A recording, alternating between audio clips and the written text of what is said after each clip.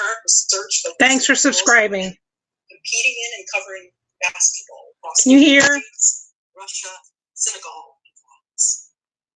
They will also be joined by Cheyenne Montgomery, an SOJC senior majoring in journalism with the concentration in photojournalism and feature writing, who also serves as co-director of UO's chapter of the National Association of Black Journalists. Last but certainly not least, the moderator for this afternoon's panel is Andrew DeVigal, SOJC Professor of Practice, Chair in Journalism, Innovation, and Civic Engagement, and Director of the SOJC Agora Journalism Center. Andrew previously served as the multimedia editor at the New York Times, where he helped usher in interactive strategies and approaches that are still in use at the flagship newspaper to this day. Like the rest of you, I can't wait to hear this conversation. So without further ado, I will turn it over to Andrew to begin the panel discussion, which will be followed by an audience Q&A. Sorry if it's a little hard to hear. Thank you so much, Dr. Alex Asenso. What a great introduction to Nicole and her body of work. And I also want to thank all of you for joining us for the Rural Lecture and panel with Nicole Hannah-Jones. Regarding the Q&A, we do welcome you to submit your questions using the Q&A module in the bottom as we move through the conversation, rather than waiting until the end. And although we won't have time to answer every question, our moderators will select the most common themes from the questions submitted. So we'll start asking those questions after about 45 minutes into this panel discussion. And now that our virtual table is set, welcome Nicole, Courtney, and Cheyenne. I'm honored to talk with all of you this afternoon. There's Andrew. So Nicole, I want to ground our conversation with a bit of your own personal history. And because of our limited time, I'm hoping that our time together will be generative for current discussion. Can I turn it sideways so it's bigger? And then from my understanding, I don't think so. You were first drawn to the power of journalism and history in high school. Of course, that led to your history and African American Studies degree in Notre Dame, and and then your master's in journalism and mass communication at Chapel Hill. I'm curious, would you tell us a little bit more about your formidable years at Waterloo West High when you first came across the year 1619? Can you hear? Yes, certainly. Thank you, Andrew, and thank you to U of O and my fellow panelists. Sorry that I couldn't come back to Oregon for this talk, but hopefully one day soon we'll all get back to real life. So I appreciate everyone who joined us virtually tonight. I think my story in the story 1619 really speaks to the power of public school education and how formative high school education can be, either in ways that are good or in ways that are bad. And luckily for me, this is a story about how formative high school education was in a good way. When I was in high school, I was bused to the white high school across town, and that high school offered a one-semester Black Studies course called the African American Experience.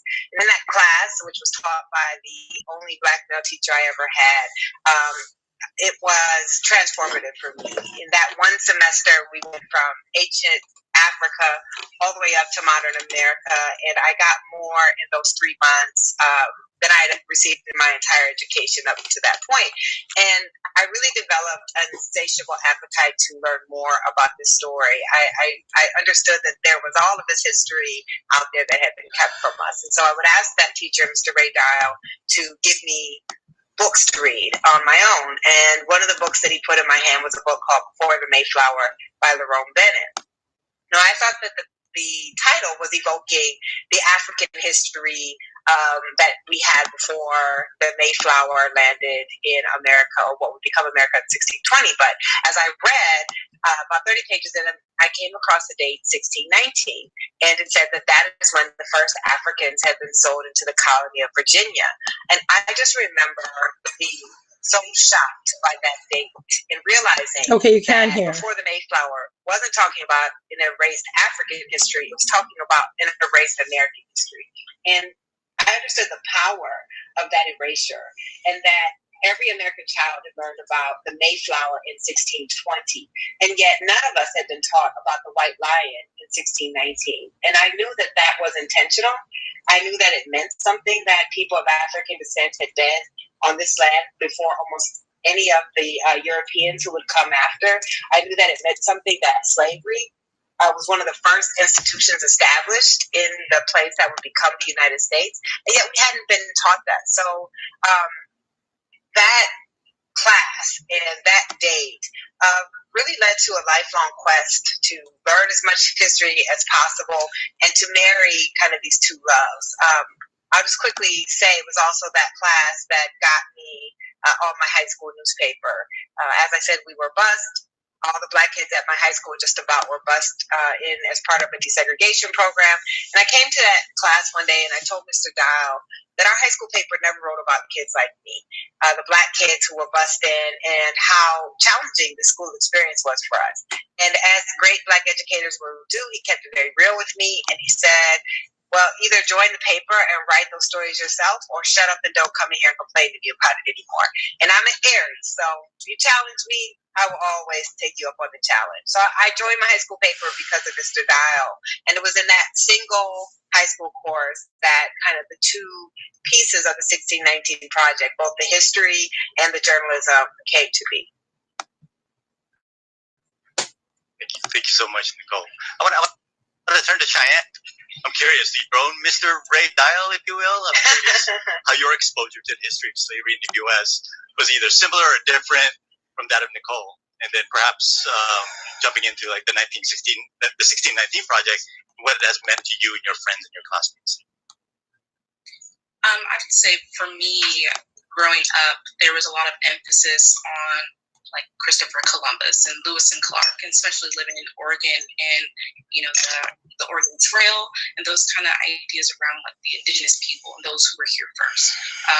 A lot of it is what I kind of was like, something just doesn't seem right just inside of me of like, is this fully the truth? I didn't see much of the perspective from the indigenous people. And then all the other history and questions that I had, I couldn't get the answers from my teachers. So I went to my parents. So a lot of like Black history that I would thought you would learn in school, I actually learned from documentaries. I learned from watching movies and reading books and just whatever my parents, you know, kind of gave to me as reference. And from there, I kind of just was like, something's just not right. Like, why am I not learning this in school? Why is this not a part of regular history class and social studies?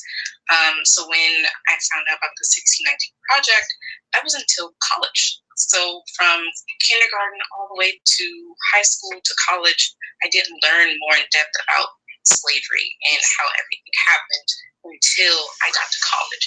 And I thought that was something that was just kind of bizarre for me, especially growing up as a young Black woman and not knowing my history.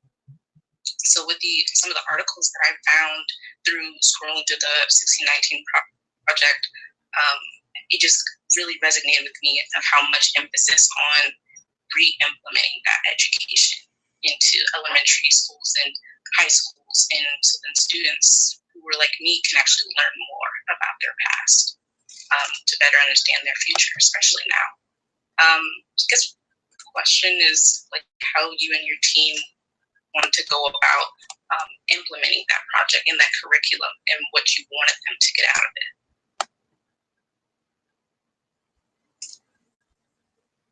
You want me to answer? That was a question for Nicole. Yeah. Well, student journalist, so yeah, that makes sense. You know, I didn't actually I didn't foresee this as a curriculum. That was just a bonus that came after. I'm a journalist, and I wanted to do a journalism project.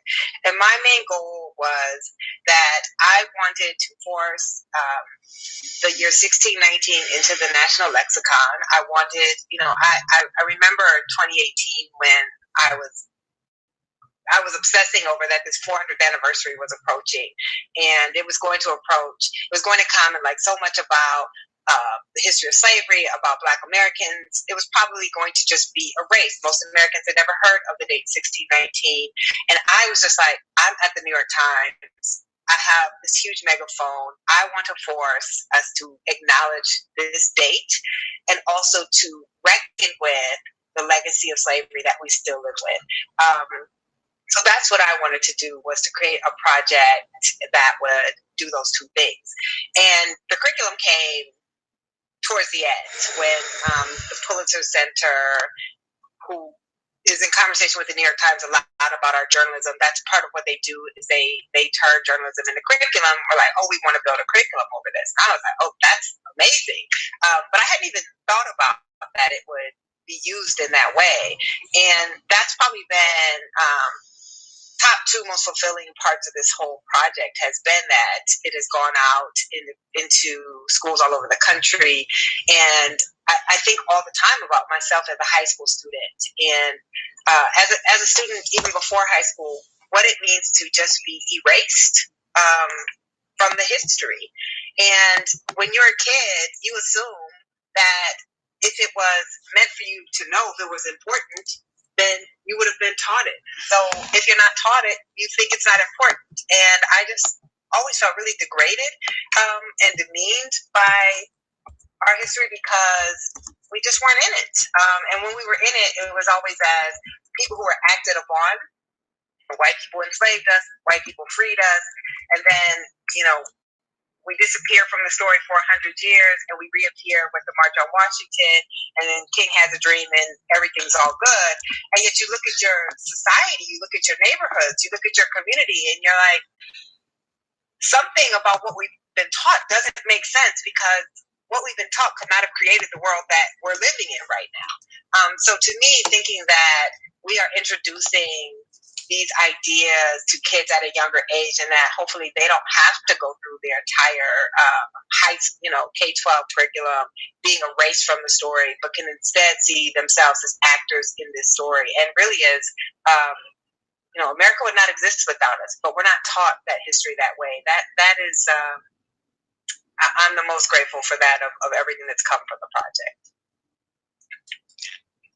I appreciate that. So just to be clear, especially for the virtual audience, the audience members in virtual rooms, that you're talking about the Pulitzer Center's the 1619 curriculum that's also available online, that came out almost immediately after the release of the project, correct? So yes, I'm sorry. Share that link. Yeah. Yes. So there's a free curriculum. Anyone can download it from the Pulitzer Center, and they take all of the essays in the project, the short stories, the poems, and then they do different study guides and prompts and curriculum. But I'm also grateful that, being in college. I saw that college, I assumed college students might read it, but I also didn't know, that it would be like common reads across campuses, which has also been really amazing. That's what's so groundbreaking about the project. I'm so excited about it. I want to turn to Courtney real quick, just to help follow through also with the questions of, your reaction to the project when it first came out, perhaps things and conversations that you've had with your colleagues and at the school or elsewhere.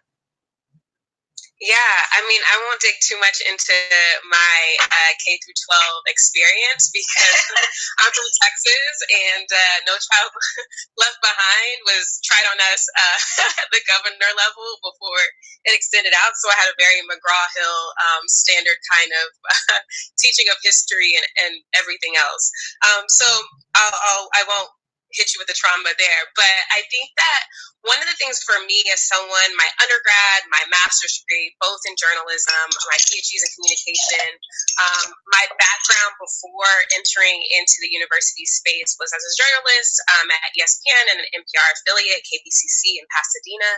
And for me, when coming across this was really powerful, because I saw it first as a journalist, as a former journalist at that point, and felt like, wow, both from the interactive visual perspective as well as all like the team, all the different folks that were involved in this, I just saw like this massive undertaking regardless of the topic, and then mapped onto that kind of detailing the history, legacy, afterlives of slavery, and thinking about not only the heaviness, the gravity of doing that kind of work, but what it melds in terms of journalism history, and then even, as we've already talked about, how education is also folded into this really kind of lovely triangle of really pushing back and reading against the grain of history of the archive. So I was really impressed by that because, from a more academic perspective, a lot of the folks that do archival recoveries of trying to find those stories and find resistance and find agency in this time period, it's really difficult because you're looking at slave ship ledgers, you're looking at things where you're trying to find any glimpse, any voice, any semblance. And so I think it's not only incredible work for that reason and really difficult work that I want to acknowledge and center in that, but for me, as someone that studies sport, that worked within a sporting space, the legacies of slavery definitely have ramifications, and it's touched upon for sure within the project, and thinking about it through like this term owner, right, and the legacies of slavery there. The NFL Combine is often kind of brought up as this very visceral version of thinking about the marketplace of Black male bodies, for example. But I think I also want to be attuned to, for me, I think about the legacy of Jim Crow in sport and thinking about the legacy of segregation. I think about the various ways that all the things that are covered in the 1619 Project, our access to food, education, housing, all of these things shape the future athletes that people cheer for, that people pack arenas for when we used to pack arenas, right? And so I think, for me, I think about the everyday lives, the everyday afterlives that are covered in this project. And for me as an educator now in this realm, I think about how I can pick up on that in not only my own work and make sure I'm also part of this recovery process, this recuperative process, as well as carrying on thinking about how it's not just rooted. 1619 is an incredible date, but also as this project details, it doesn't stop and end there. It permeates American society. It permeates global society in a way that until we have these moments where we're getting our education, I'm very much feeling Cheyenne in terms of like our parents are doing this heavy lifting, that Black Americans get 2 educations, at least 2, right? And so I feel like so much of this project for me lays plain all the different ways that we have to conceptualize this when we're talking about public policy, when we're talking about access, we're talking about equity. We can't talk about equity and inclusion without first acknowledging the necessity. And then finally, I just want to speak to the importance of who's in the newsroom and what stories can be told, because I know I can talk for a while, and I'll stop here. But thinking about the experiences I had within a larger broadcast space, and thinking about the various ways that I had to be, in a sense, a gatekeeper of like, "Ooh, you sure you want to do that? That's pretty racist. Don't do it. Maybe reconsider." And so thinking about there's so much work that we could be doing, but being the gatekeepers and having to do that education and our job is also a lot of heavy lifting. So I'm grateful for this project. I'm grateful for all the ways it touches my life in terms of from a journalism perspective, from an education perspective. I'm really grateful. That's kind of the first thing, and really kind of overwhelmed and very, very impressed was like my first kind of initial reaction. So much, Courtney. I wanted to kind of dig in a little bit more. You kind of alluded to the ramifications of the legacy of slavery in sports, and I know in the series, even though it didn't really land inside the magazine, but rather as a part of the essay, a part of the project, in a separate essay with Kurt Streeter, kind of really focusing on the power of the power dynamics in sports. I wanted to see if you wanted to speak a little bit more.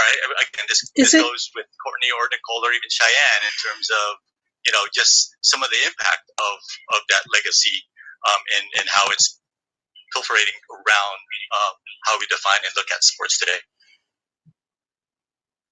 Sure. I'll definitely defer to Courtney on that, yeah. I think for me, so the Kurt Streeter piece, of course, like everyone needs to read this, but thinking about the term owner and how the NBA grappled with this shift to chairman, I think is a really important read. But I think for me, when I speak specifically thinking about Jim Crow, I think about, even if we take the University of Oregon as an example, the two first Black student athletes that were on campus here, Bobby Robinson and Charles Williams, they had a huge housing dilemma of like, okay, we're going to allow them to play football here, but we don't want them to live where everyone else lives.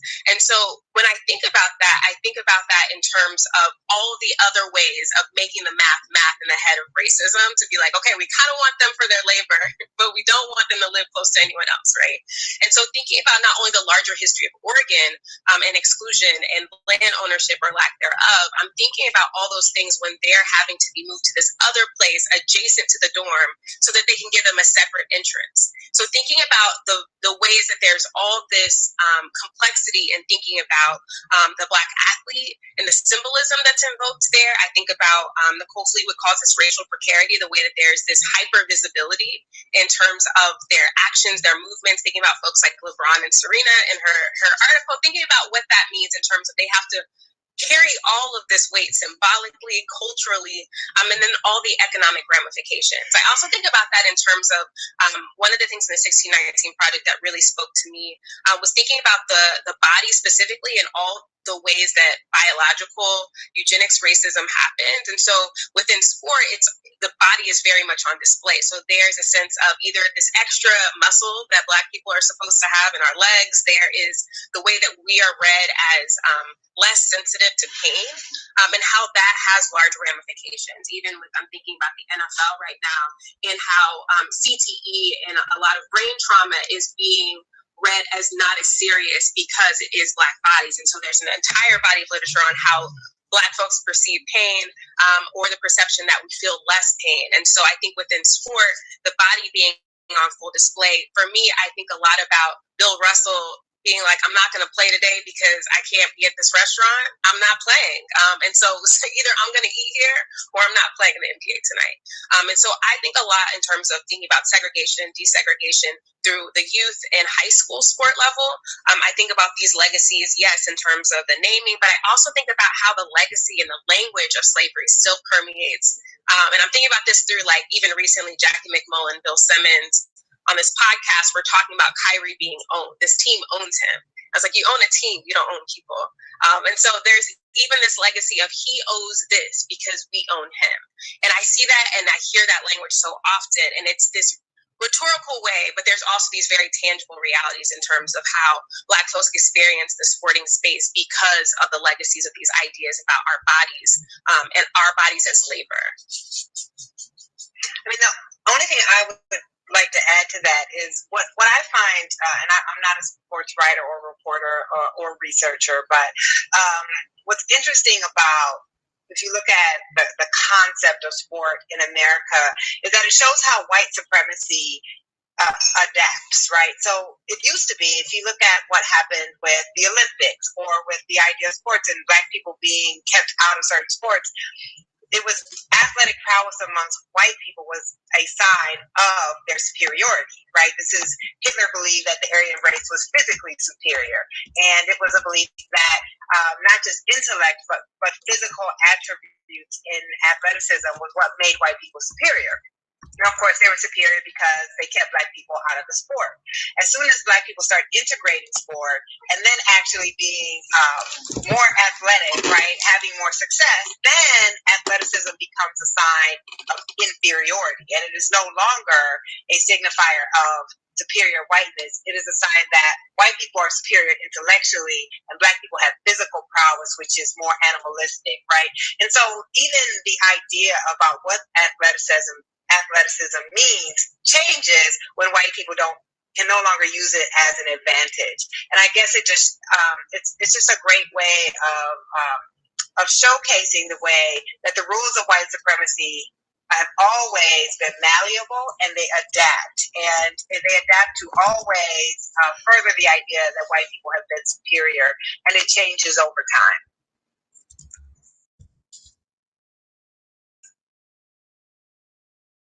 really intrigues me also about the project is the diversity of perspectives and angles and the themes and topics around that. And I'm curious if, Nicole, like how can the collaboration on the 1619 project serve as a model for other journalistic endeavors or collaborations?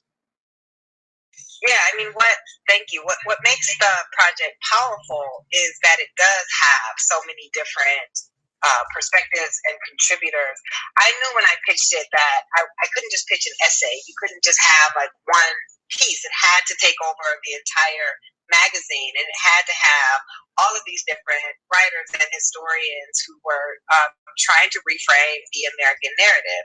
So one of the first things I did when I got the green light to do the project was I convened a group of historians to brainstorm. And I told them the conceit of the project, which was I wanted to take some aspect of modern American life and then use historiography to trace it back to slavery. And so we had a big, there are about 20 academic historians, and we had a big brainstorming session. And then I did the same thing with many of the Black journalists on staff at the New York Times. And we had a separate brainstorming session. And out of that, we ultimately winnowed it down until we thought we had our best ideas.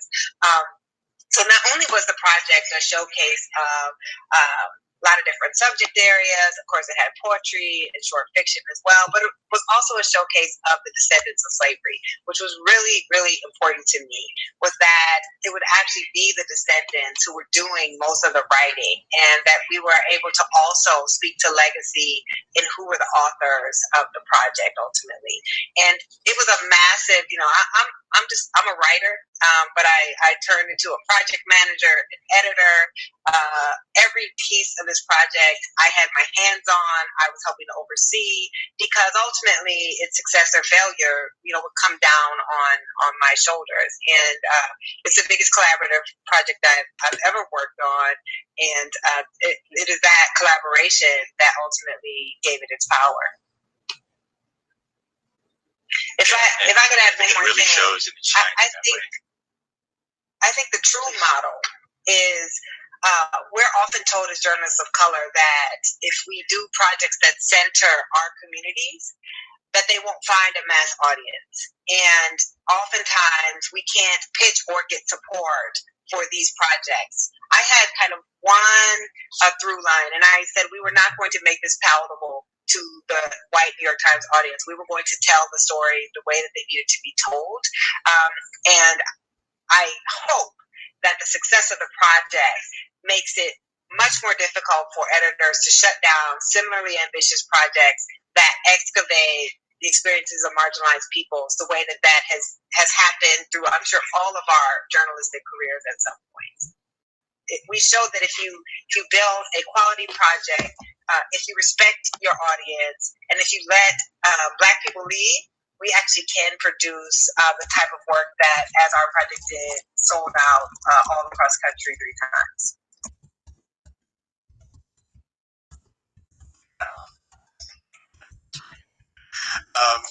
So I'm obviously when the project came out, it didn't come out without criticism, and I guess I'll just frame the question this way: is what would you have done differently, knowing what you know now?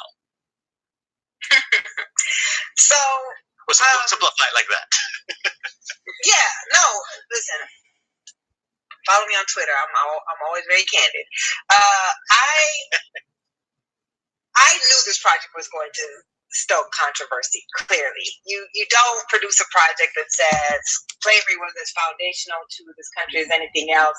Black people are the true founding fathers, and our founders did not actually believe in democracy, but Black people did, and not expect that that's going to, be troublesome to certain people. So, if this was a history that we didn't struggle as a country to grapple with, the 1619 Project wouldn't even need to exist. So let me say that. And there's certainly been good faith criticism, and the good faith criticism I've used as as we're expanding the 1619 Project into a book, I've used the good faith criticism as a guide for my further study. And I've just read more and learned more and bulletproofed my arguments. if I were to do anything different, if we look at the criticism of the project hinges on two things. One is there's people who simply don't like its perspective on America. They think it's too pessimistic. They think we didn't give white people enough credit. They just don't like the idea of the project existing. I wouldn't do anything different about that. That's not my problem. The second criticism really focuses on my essay and a single line in there about the American Revolution. And it's the part about the American Revolution that says that slavery was one of the motivations for the American Revolution. If I were to go back and do this differently, I certainly would have realized that I was kind of dropping a bomb and in going after one of the most foundational myths of our country. I should have provided more evidence of the claim, and I should have been much more specific with my language. And because I wasn't as careful with the language, because I didn't cite sources in that particular part of the essay, then I left myself open to all of the attacks on the project and really the efforts to discredit the entire project, which was written by 10 different authors, including 5 academic historians. People were able to really discount the project because of that, and I wish I would have been more careful there. And that I just have to own. This question kind of goes to everyone, but especially from a student journalist point of view, but I was curious, based on your project, Nicole, is how can journalists better engage with archival research? Are you asking that to me? Sure. You can go to Nicole, or you asking that to a student? Or Diane. Yeah, I thought, I've been talking a lot, so I'm happy to let Courtney or Cheyenne answer. I can add if you guys want me to later, but I'm happy to talk about the engaging with archives, because I feel like I got a completely different journalistic education and experience working for an NPR affiliate because of the way that they do research, and especially for long form projects. But one of the things about doing anything that is groundbreaking, that goes against the grain, that goes against all of these history texts that have been fed to us for years. I found even when you were being interviewed about the 1619 project, you talked about shaking the table. And I think sometimes, there's nothing better than being in the archives and you find something that shakes the table. And this project shakes the table. Damn it. There's no way. Sorry, guys. If this project had been fully received, zero criticism, it'd be like, you should have done more. You should have. It's almost like when you're negotiating with someone and they give you an offer and you ask for more and they're like, yeah, that works too. And you're like, I should have asked for more, right? It's like, if you're not, this idea that you talk about in terms of shaking the table is what I think a lot of Black historians are trying to do in their work. I think for me, as someone that doesn't necessarily approach my work from a historical perspective, but is very much informed by it, I think that the idea of shaking the table and shaking the table through the archive is really important. So that's something I would love to hear more about, especially from a journalistic perspective. And then I'm really interested because you just said, you were talking about how folks had this reaction in terms of, this pessimism. And there's this quote where you talk about how you're not hopeful, but the project is. And I felt really seen in that, because I feel like I'm not hopeful in a lot of the things I'm thinking about in terms of identity, representation, labor in my work. But I hope that the work itself is hopeful. And so if you could even talk about that and finding hope or actively creating something, even with the knowledge of knowing that a lot of these things have a fixity that is so rigid, and that one project is not this end all be all to completely disrupt, but it is a really important starting point. So I'm super interested in talking about being not hopeful, but creating things that are hopeful or hoping to push back against in a particular way. Yeah, thank you for that. And, I think sometimes, as people will see in the book, because the book will have footnotes, which magazine articles don't come with footnotes, the amount of research that went into every essay, I've read at this point probably 30 books just for my essay alone. And that's not even including the original text that I that I looked at. So when people kind of dismiss it, because they actually have no sense of the amount of care and research and fact checking that went into a project like this. And I've always, as a journalist, because my first love is history, and my first degree is in history. Have always loved going into archives, finding, original documents, uncovering things that haven't been written before, seeing and holding them in my hands myself. Even on the book I'm working on school segregation, I spent a week at the George Romney archives, going through and reading, the handwritten letters that he was writing, and I found some things that historians hadn't even actually gone through those archives and found. So that's so important to me in the type of journalism that I do. And I was shaking the table, right? The entire the difference with the 1619 Project and what historians often do is we explicitly said we are telling this story from this perspective, and we want to reframe American history and ask the question, what would it mean to think of 1619 as our founding? We clearly weren't arguing the 1619 was our actual founding, but what we were saying was, if you do that thought exercise, you realize so many of our contradictions, so many of our struggles, so many of our divisions start at that moment, and that we are much more the country of 1619 than the ideals that were put forth in 1776. So to get to your question about hope, I've come to realize that journalism in and of itself is a hopeful profession, whether we want to admit it or not, because you go into journalism because you want to make a difference, and you hope that through your journalism, either small things will change or big things will change, but you certainly don't get into just, if you wanted to just write, you would be a writer. You wouldn't be a journalist. We go into journalism because we hope that our work will change something for someone.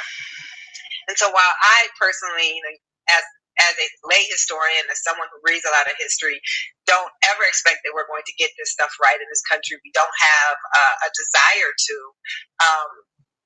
My work is saying, if we knew more, if we understood, we would do better, right? Like that the possibility of redemption does not exist without the knowledge of what this country was built on. And so while I don't think we will ever be redeemed, I know that without projects like this, without journalism, without the work that we do, that we certainly have no chance whatsoever.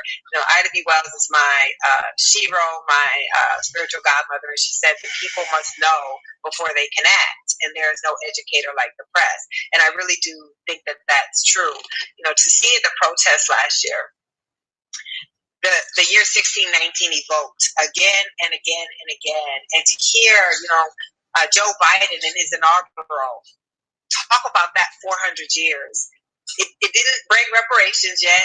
Black people are still suffering, but it does mean that there is at least someone in power making the connection to that legacy, and that if you don't make that connection, you certainly will not implement policies that will seek to undo it. That connection has to come first, and so that's where the hopefulness of the work is, even though in the end I'm like, shit probably won't change. I'm going to turn to Cheyenne. I'm wondering what's emerging for you, Cheyenne, especially when Nicole and Courtney is talking about why people get into journalism. Like, what's emerging up for you? I feel like in school we've been taught just how much of being a part of the press and being a journalist is you're serving, you're providing a service for the people, and to provide the truth, to suggest, but also to prove that you've done enough research to say what you're saying and to put this out in the public for them to read and ingest, but it also opens conversation. I think the best work that I've seen sparks conversation and gets people talking about it and bring things to the light. By having that conversation, you're able to hear different perspectives, people who haven't been heard, voices that are constantly silenced about a topic that may be a little controversial, but maybe that's what it needs in order to evoke change. And as a journalist, that's part of the job, whether it's written or unwritten. I think it's important that we provide a service where we do our due diligence, but also to spark something that's going to have people take away something. Often maybe even a call to action, where this is not just what I do, but it's something that to get people to stand up for what they actually believe and stand for as just a whole. We may not see changes right now, but there is a younger generation that is getting ready and getting armored and ready to, share more truths and share their stories and hear more perspectives. When there's one perspective in the room, you're not going to get much work done. So the more people you hear from, I think is the better.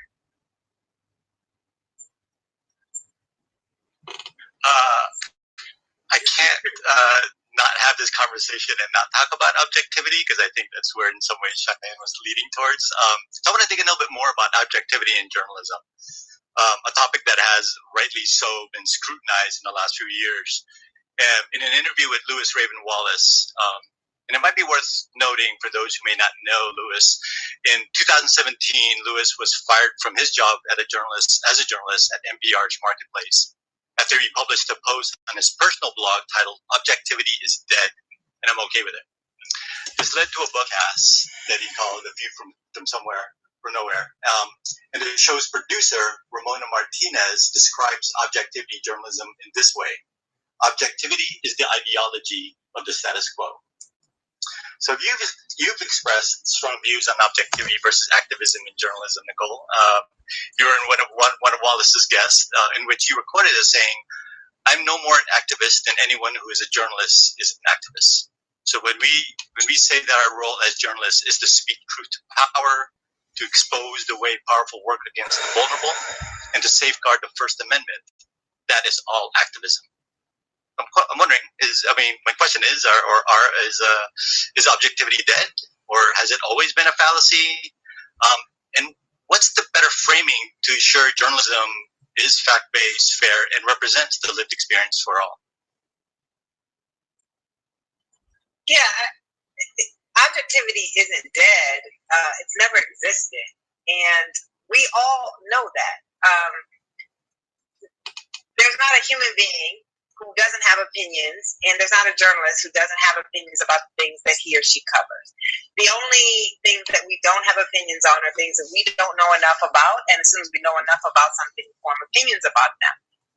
Objectivity to me is the luxury of folks who haven't existed in a country that was structured against you. A Black journalist could not be objective in covering segregation. A Black journalist could not be objective in covering slavery. A Black journalist could not be objective in covering lynching. A Black journalist could not be objective in covering the civil rights movement. What is objectivity asking for? On the other side of that, white journalists have never been objective clearly either.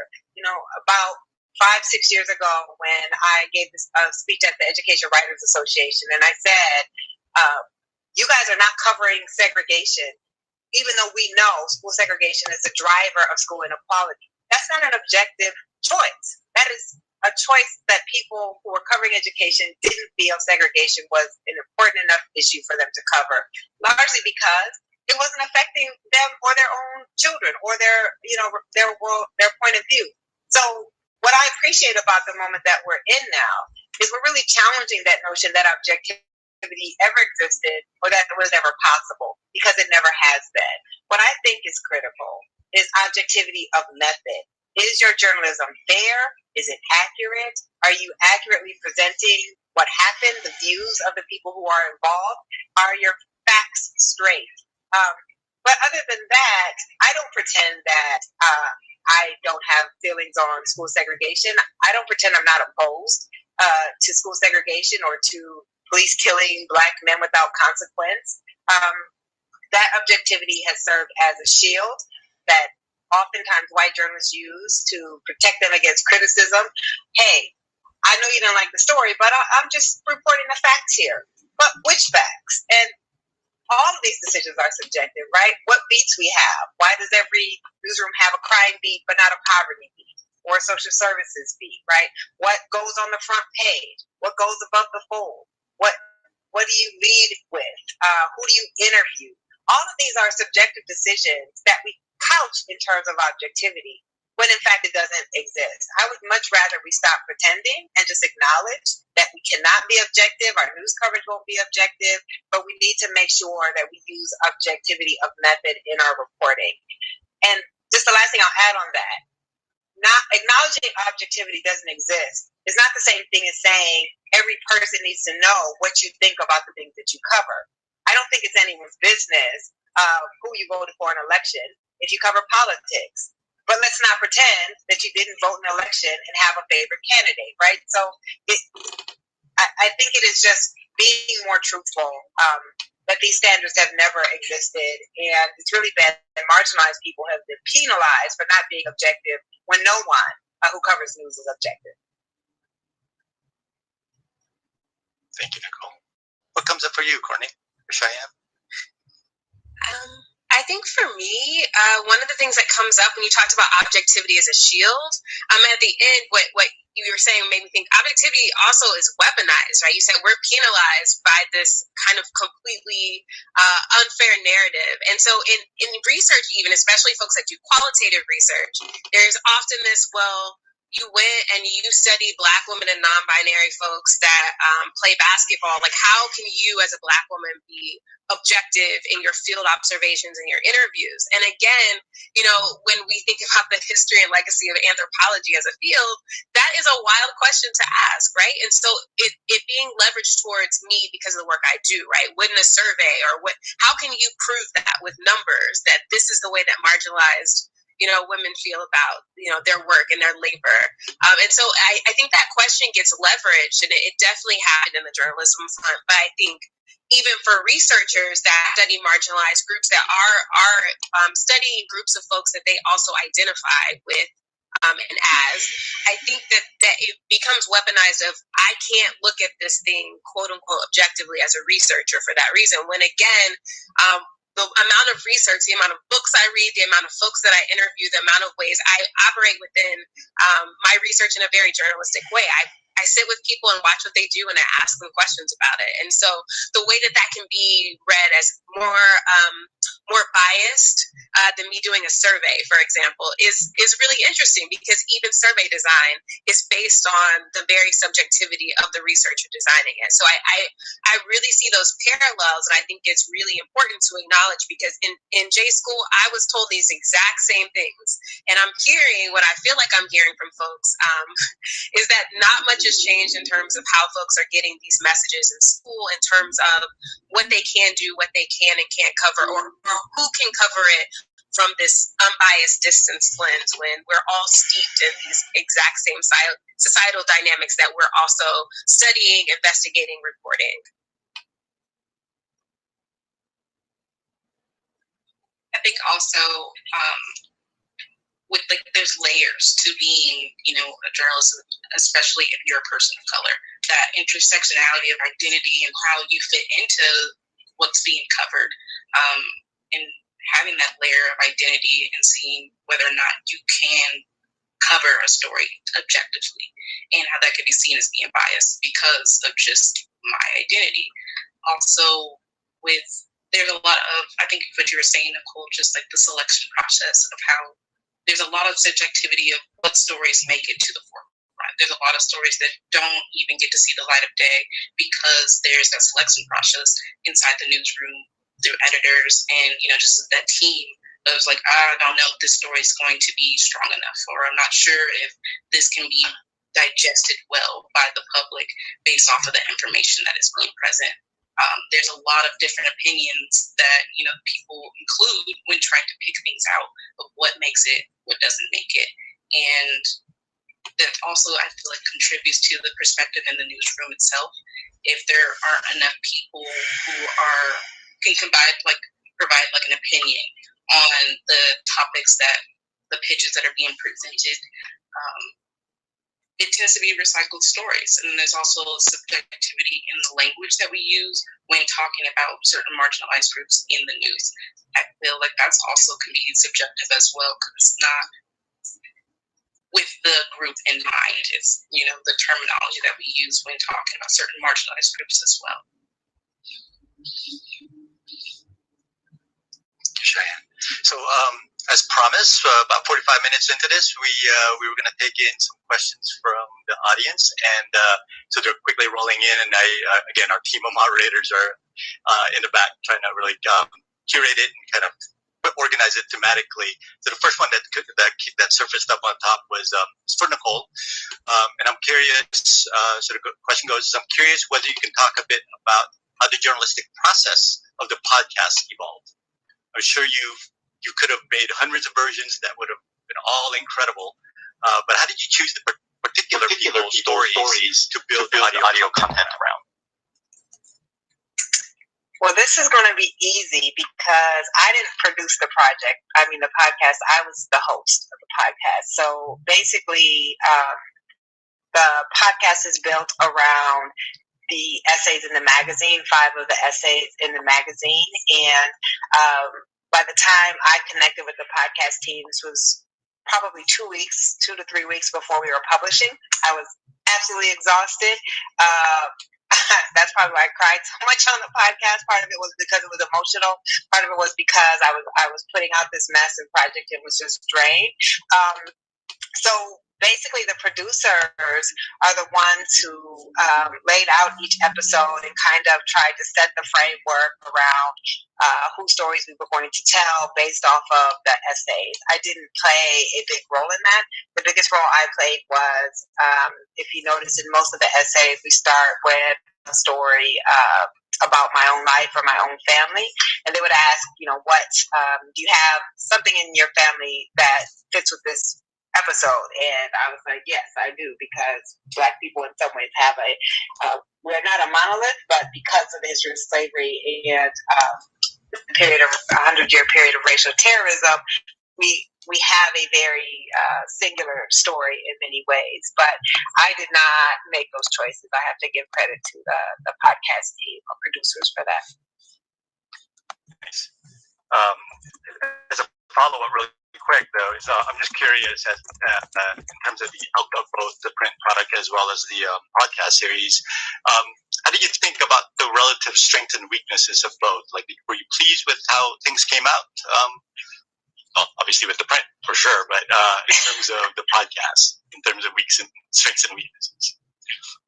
I mean, there were no weaknesses in either. What are you talking about? No, of course, right? Like,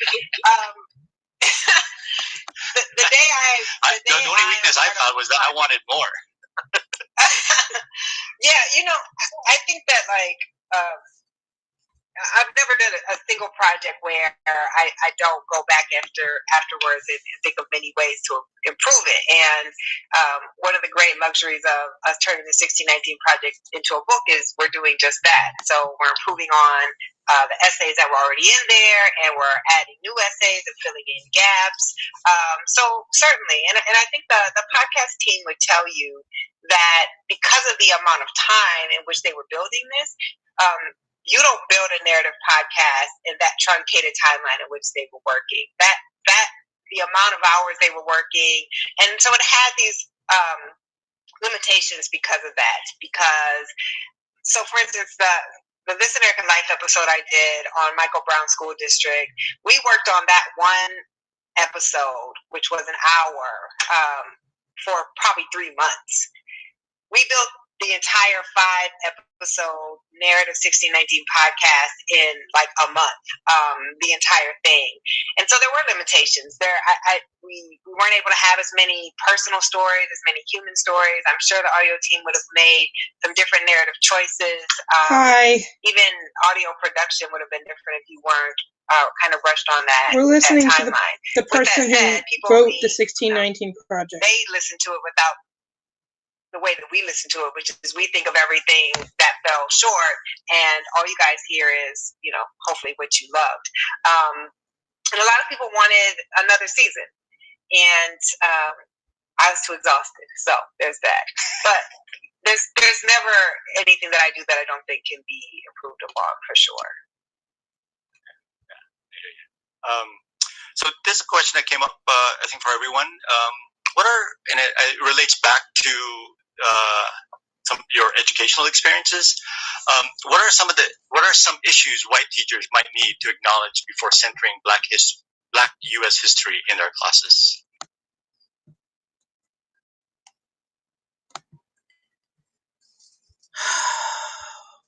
Nobody wants to take that? I'll go to Courtney.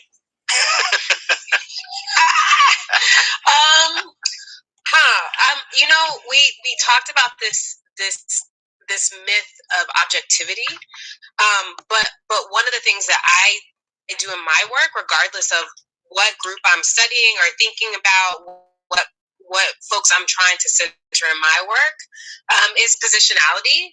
Maybe that's a thing, is like acknowledging where you are, the privileges that you have, the education you might have received, the things you have to unlearn before you can even educate anyone else about anything.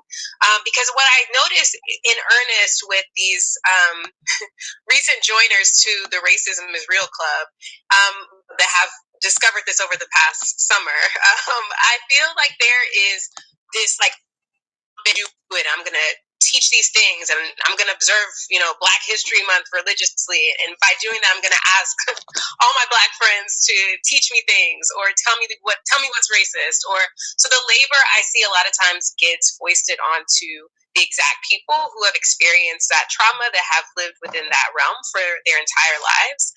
And so one of the things that I really, really want to push is that, yes, glad you're here. Glad you made it.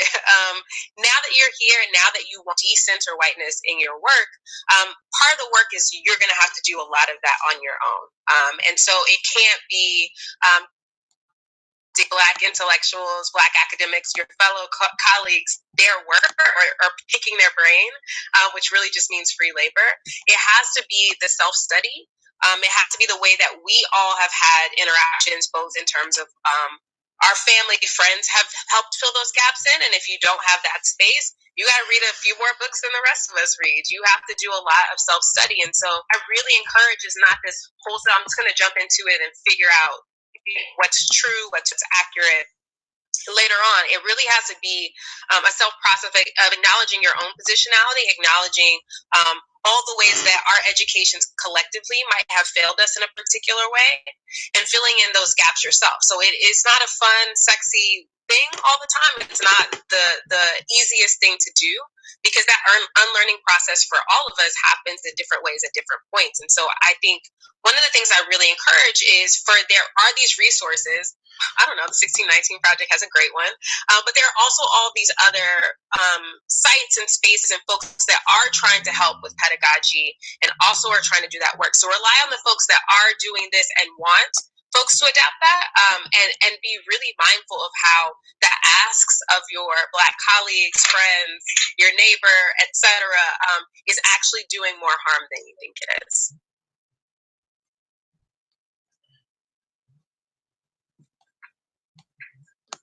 Anything else coming up for other people, other folks? I got another question from the audience. Moving on to for Nicole, there are 2 episodes of the project focused on Black land ownership in the U.S.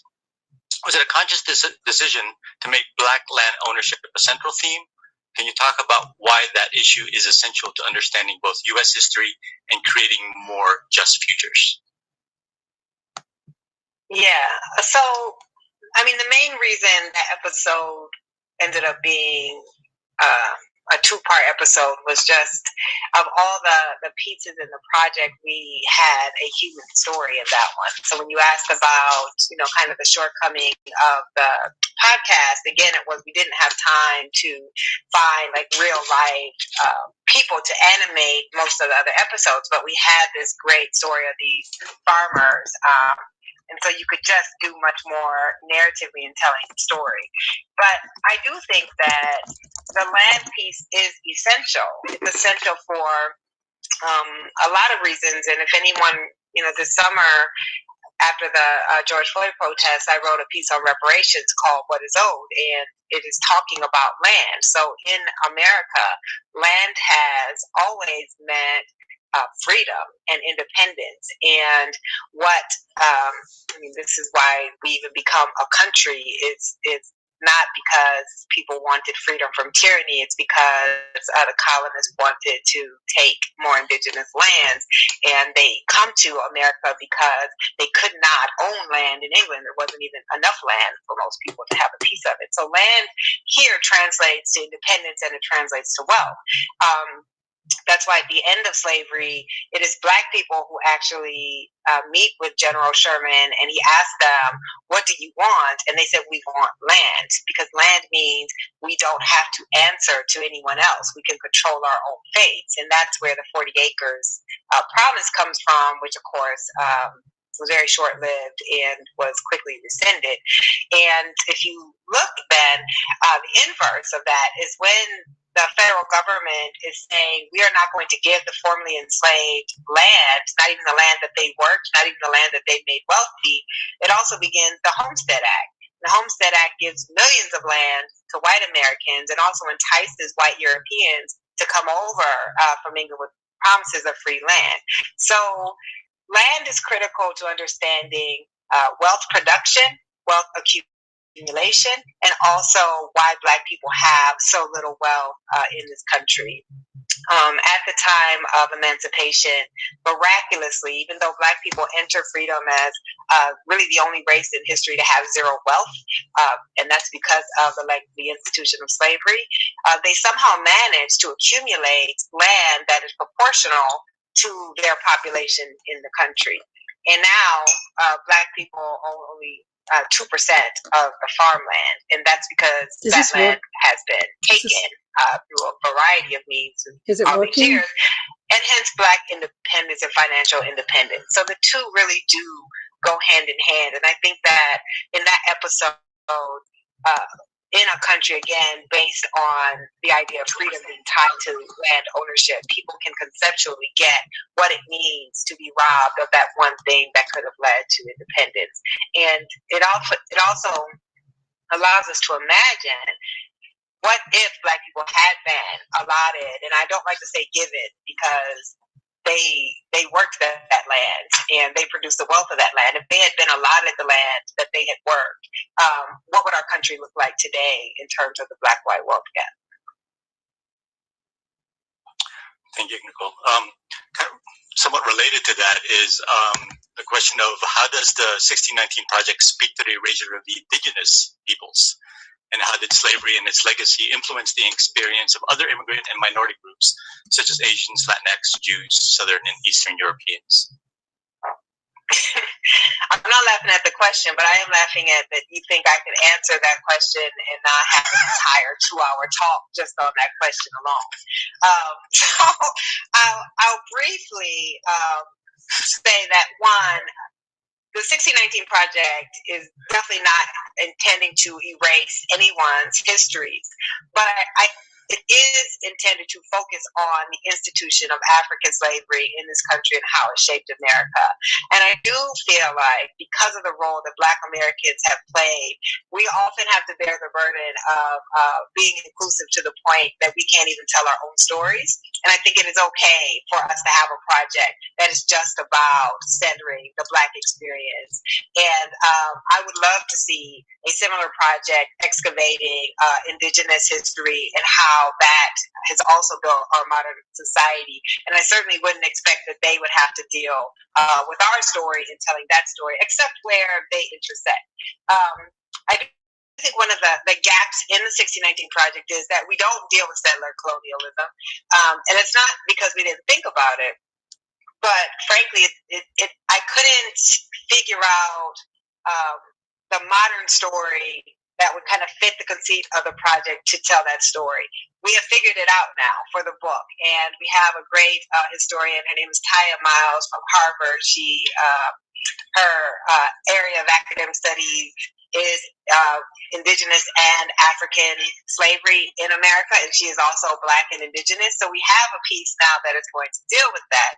But what is clear is that those two were related because you needed the land, right? So what the colonists needed from indigenous people was their land.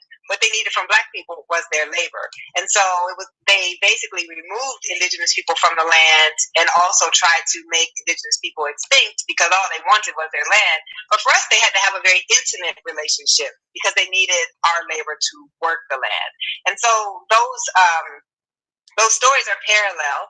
And there's obviously, if you look at statistics, the two groups of people in this country who suffer the worst of everything that you can measure are the two people who did not choose to be a part of America, which are indigenous people and Black people. Now, every other racial group, so I mean, I don't even know how to deal with the whole question because you're talking about racial groups and then religion, like Jewish people, but Jewish people are racialized as white in this country. So I don't know that I can answer that question.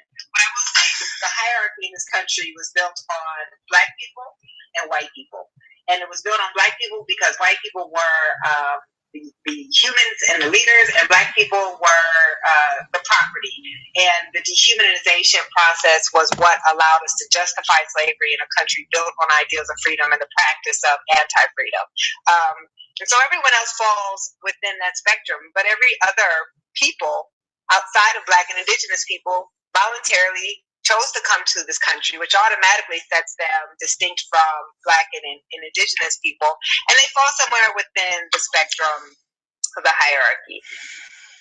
So, what my essay also makes clear, right, is Black resistance is what has led to democracy and rights for all racial groups in this country and all marginalized groups in this country.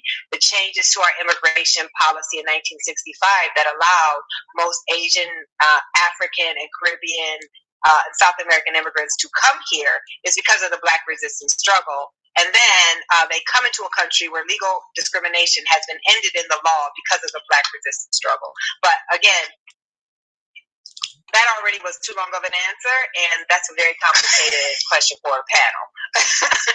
I appreciate that. Yeah, when I was reading that from the submitted questions, I'm like, I bet you Dr. Cox actually has a whole class on this. Yeah, exactly. Instead of a question on a panel. I don't know if you want to add anything, Courtney. I think that was a great answer. I don't have anything to add outside of, I don't teach classes. I teach a class called Race, Gender, and Sport. It is not going to encompass every racial category, every gender identity. I try to give us a little like appetizer of like, here are all the things in 10 weeks that we could think about in terms of structure of power within the sporting space. But I struggle with this idea that everything or that people will read my work and be like, well, why didn't you think about this person or this? It's like there's so much space that we can do this work, whatever this work is. And I think that I hope that these projects, to go back to something Nicole said way at the beginning, I hope that the success of this shows and disproves all of these narratives about what sells, what people want to read, because I in the same way that solidarity with Black folks is going to help in many ways propel, we know this historically, how solidarity works. My hope is I do want to read an equivalent of this project about all these different groups of folks, right? I do want these, but that can't be all on one person. Like, okay, now do it with this group. It's like, no, I did a thing born out of what I was thinking through, what I was feeling, what I know, and I want to read the authenticity of those projects. Ohio. Folks. And so I think, the ask, like, you did that one, that was cool. Now, where's everybody else? It's such a huge, a huge ask that to me, is unfair, but not surprising. And I actually just want to, I do want to make clear, the Black experience right now I'm just listening. Singular. And sometimes what bothers me about that question is it in a way is diminishing that being treated as chattel slaves, right, as property, is not just the experience of coming here and facing discrimination. That's not the same thing, right? Black people were the only people who it was illegal for Black people to marry. Black people were bought and sold on the block, like with a store that said Negroes for sale. It was illegal for Black people to read. It was illegal for Black people to have a will. It was illegal for Black people to own property. This is not just an experience of a group immigrating here and it being discriminated against. And when we say, well, what about every other group that struggled? We're not just talking about struggle. We're talking about chattel slavery followed by 100 years of racial apartheid. And no other group in this country has had that experience. And I do feel like sometimes those questions really diminish the particular experience of Black people. And this it's not actually helpful to do that. And I am going to defiantly say, my work centers Black people. This project centers Black people, and everyone else is free to create whatever project they want to create. This centers anyone else, but this work was about slavery.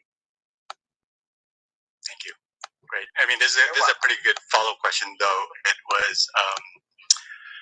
it's a lot of trauma. I think people are students, especially students today, are facing. But so related to that, what can teachers do to take care of students who feel traumatized by a deeper dive into the truth of enslaved people?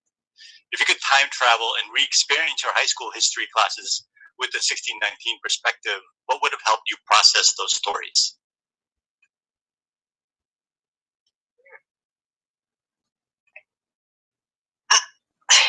Okay, now I'm probably going to sound old school, but I don't feel like our kids need to be protected. They live in existence that already makes them have to deal with trauma, right? That introduces them to trauma. To me, 1619 is empowering because it explains a world that didn't make sense based on what we've been taught. And now I'm with the 1619 Project, and you say, oh, this is why everybody that I know in my Black community worked hard, and yet their houses were still falling apart, or they couldn't get a loan even though they worked every day, or they were sick and couldn't go to the hospital even though they had a job. Like, to me, what this project does is it empowers because it teaches you you're not crazy, you're not just victims, but there is an architecture that has been set up to produce the society that we live in. I always say, like, history, the reason I became obsessed with studying history is history explained the world to me that didn't make sense otherwise. That it calmed me, because then I realized it wasn't just Black people didn't want better, which was the narrative. Black people just weren't willing to work hard, which was the narrative. It was that we were a country that was built to produce what it was that it produced. So I don't think we have to protect our students from trauma. We certainly have to have a sensitivity about how we teach this, particularly if we're in settings that are majority white and there's a handful of Black kids reading this material. I think you have to be very sensitive to how that feels for those kids to be in that experience. But what I found before coronavirus shut down real life, and I was traveling all across the country and talking to high school students, is high school students were like, thank you. Because now it's like I knew things didn't make sense. I knew that the history that I was being taught didn't make sense, but I didn't have any facts to challenge it. And now I do. And they began to want to do research in other areas of their lives, in their own communities. So I don't think we need to be afraid and protect our children, but we do need to give our children the appropriate information, the true and more accurate information that actually allows them to have context for the world that they live in. Can I ask a follow-up to that? This, what it makes me think about, I definitely feel, again, this goes back to, even if you aren't hopeful the project is, and I think people feel that in terms of their reception to it for that very reason, it gives answers, it gives perspective, it gives voice in a way that isn't demeaning. And I think part of the teaching thing is also how you teach it. So all the teachers having slave auctions in their classroom, that's not it. Don't do that. So we know there are ways to not do it, right? But the content itself is not going to be the thing when your lived experience is about your access to food and what kind of food you have access to. If it's about your access to housing, my home state of Texas, access to lights, access to heat. And so, those are things that are traumatic. And so part of the uncovering behind it is less so. But I will say, for those that are doing this work, however doing this work is in terms of journalism, in terms of archival historical work, where you're actually digging in and living in those spaces and touching those artifacts, touching the handwritten pieces, there's a heaviness there. And so I guess I would ask you, living that space, when you talk about the exhaustion and being tired, there's a lot of reasons that comes on. I'm interested in how a care practice operates for you and your team, everyone that's working through this, because that to me is sometimes, the work itself is important and it feeds us in a certain way, but it also takes away in a certain way. So I'm interested in care, maybe think through that question through the folks that are creating the work, that we can then feel hopeful about later on. Yeah, so I definitely I had to learn this because to me the idea of self-care it it seemed very indulgent. And all I kept thinking to myself was, my grandmother was born on a cotton plantation, and my father was born on a cotton plantation, and my grandmother was a domestic, and I get to write for a living. So how am I going to sit here and complain about how hard it is? At the same time, I was drinking way too much bourbon and eating too much, and it clearly was having a physical and mental toll on me, even as I was not acknowledging that self-care was something that I needed to practice, because I felt like my job was a tremendous luxury, and it is compared to the work that 99% of my family does. And I had this moment because the project was, well, I'm talking about trauma, so I'm going to contradict myself here. On the one hand, I say our kids are already facing trauma, so this work won't traumatize. On the other hand, the work was deeply traumatic for me, right? Like spending 9 months just immersed in the utter brutality and the atrocities that our people have had to go through, looking at every photo, looking at photos of slavery, of lynching, of like just seeing the death constantly stacked. That was hard, and I cried several times on this project, and almost everybody who worked intimately on the project cried at least one time. And so while I wasn't thinking I needed self-care, I clearly did. And I had a conversation with Ta-Nehisi Coates, is a very dear friend of mine, and he said something that really finally made it stick for me. And he said, Nicole, you can't do the work if you're not here. If you don't take care of yourself, if you kill yourself doing the work, then you take yourself from our people who need you to do this work.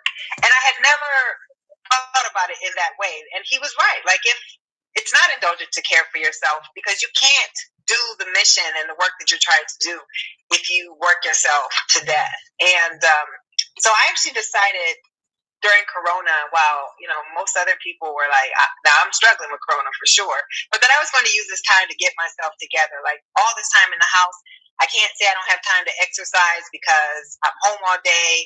I cook my meals, I exercise, and reading a lot, and really try to use this time to like recenter myself and fortify my body so that I can do this work long term. Because we think about so many of the writers and activists who we follow, they didn't live long lives because the stress of this work can kill you. It can take a toll on you. And I think we all have to figure out ways to care for ourselves and not see that as indulgent, but see it as a necessary part of the struggle.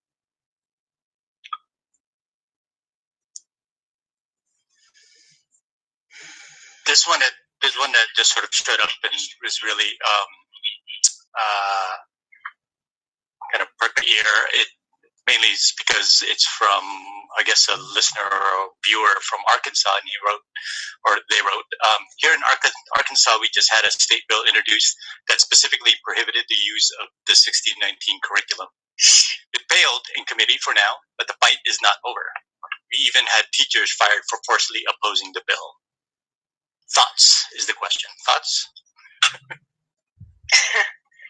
I didn't realize that educators had been fired. That's actually deeply sad to me. And as far as I know, these bills have been introduced in 6 states, and it also didn't make it out of subcommittee in Mississippi, but in my home state, it has made it out of committee, and it's apparently going to go to a vote, which is just absolutely astounding to me. So on the one hand, the petty side of me wants to say that's power, right? If you can create something that has people so afraid of the idea that our children would learn a different idea about our country, that you would seek to legislate against it, that's power.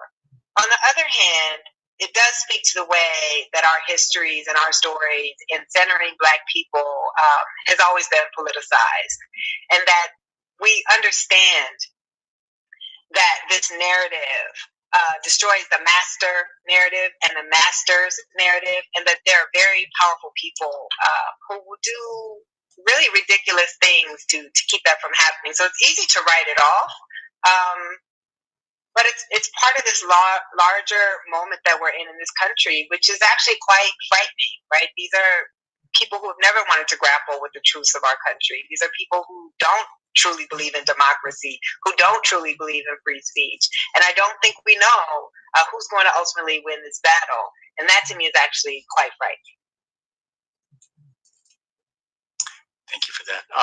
I think we want to have one more question, which I want to, as a moderator, elevate the one I've been kind of sitting on, and it speaks to democracy that you just ended with, Nicole. Because we obviously can't talk about journalism without talking about democracy, as they are inextricably linked. The protest for racial justice, the historic 2020 election, the failed insurrection on January 6th, and the pandemic crisis revealing structural inequalities underscore the urgency to reimagine American democracy in terms that is more equitable, multiracial, and inclusive. The current crisis in democracy also demands our re-envisioning journalism's role in building the civic health of our communities. So what would this reimagined journalism look like in a multiracial democracy? I want to ask that for all three titles, and so I'll see what comes up for people. Cheyenne? I guess it just goes to just the voices that are being heard and how that's being distributed in the sense of like the weight of what is being said, and being able to understand that, what is being presented to the table is something that is up for discussion. And so it's able to share effectively and to effectively be there as a listener and to listen.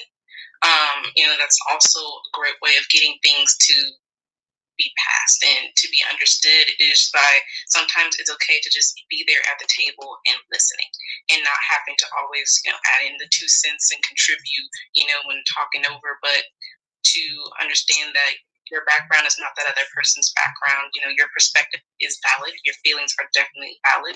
And that's why you're there at the table and being able to discuss the issues that are going on. And I just think that all in all, that's just important to, getting stuff done in the sense of just the power dynamic in the room and not using it to one's advantage, but to acknowledge that there are people with, the privilege that are there, but to see that this is their time to not, push that and to just listen to what other people have to really say. Yeah, I think I agree in terms of the power dynamic, because there's a way that it becomes a counting game of like, look how diverse our newsroom is. Look how many of these we have, right? Whatever box we're checking. But the power dynamic of who's an editor, who's making decisions, who's greenlighting major projects, who's funding big body projects that are really important, becomes part of that. And I felt like part of my experience in journalism was about, all the different ways that the lack of diversity was very apparent because of some of the things that made air. So imagine coming into work, something is on the air, this happened to me, this story of seeing something on the air and figuring out whether or not I wanted to risk my job by saying something. So that specific power dynamic, and I'll say, it was a very blatant thing. It was a blackface thing that was running on SportsCenter at the time. And when I went to the supervisor I thought I could trust, because a lot of my friends were like, what's going on your network? And when I went to talk to him, I said, hey, there's this blackface thing that's been running for hours before I got to work. And he's like, you seem really passionate about this. I'm going to make the call. He was like, but first, you have to tell me what blackface is. And I was like, oh... and so, one of my friends told me, well, if there's 3 Black producers, one of them is off that day, one's on vacation, the other one works the night shift, who's there? Who was in that meeting, right? Because all these things that we see that are mediated have so many hands touching them. So many people approve these things.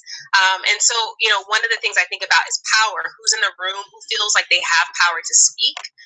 And how might we think about the leadership positions in these mediated places that are making decisions about the tone, about what stories are funded, what stories are approved and how those stories are told. And so it's not just a numbers counting thing. When we talk about equity in journalism, it's about who's making the decisions to get more 1619 projects off the ground. So I heard listening, I heard sharing or distributing power. Nicole? I mean, I don't have much to add to that. The truth is, our democracy is only 50 years old. We haven't had democracy in this country until 1965 with the passage of the Voting Rights Act. And if you understand that, and if you understand that from the beginning, this was a country built on the fact that most people would not be able to vote, that most people, the majority, would not be able to elect its leadership, then a lot makes sense. So when you don't have that context, and you have people who are journalists who are covering the politics of our country right now and don't have that context, then they're actually unfit to cover the country. Because for them, January 6th, they kept saying, this is not who we are, we've never seen this before. But that's not true. This is exactly who we are. And if you study history, we've seen this many, many times. And the response to January 6th has been Republicans introducing a new wave of voter suppression laws because that the vast history of our country has been most people have not been able to exercise their franchise. So to me, what is critical is newsrooms have to reflect the multiracial country that we are, not out of political correctness, but out of accuracy. You cannot correctly and accurately cover our country in a newsroom of people who represent the status quo and have never been able to see the country for what it really is. So diversity to me, I don't even like to use the word diversity. Representative democracy also has to come into our newsrooms, or we cannot have representative democracy. Sounds like a perfect way to close our very short but 90-minute panel. The time flew, and I acknowledge we didn't get to the rest of the questions that were piling up quite a bit. But I want to thank you, Nicole, Courtney, and Cheyenne, for your engagement and insights, making this such a compelling conversation. Thank you. I appreciate you all and the important work that you're doing. And thanks for everyone behind the scenes to make this panel possible and run so smoothly. And finally, thanks to everyone who joined this webinar, submitted thoughtful questions. Thank you. Good night, and please do take care of yourself and each other. Okay, I want to say two things before I end my broadcast. Let's see. Thank you for joining us for the 2021 Rule Lecture with Nicole Hannah-Jones. All right. The two things I want to say are that, number one, she's right when she said that people that are white, that are Jewish, are considered white in this country. But first of all, not everyone Jewish is white. There are Falasha Jews from Ethiopia. There are Chinese Jews. But in terms of people that are white in the United States, people that were Jewish, Italian, and Irish were not considered white in this country, but now they are. And my grandfather couldn't get into medical school because he was white at first. Not because he was white, because he was Jewish. But he did get in at Temple at some point. Okay, so that's the one thing I wanted to say. And I'm going to end my broadcast, but not, Al, I want to say something else to you before I end that. Okay, so I'm ending this broadcast. All right. And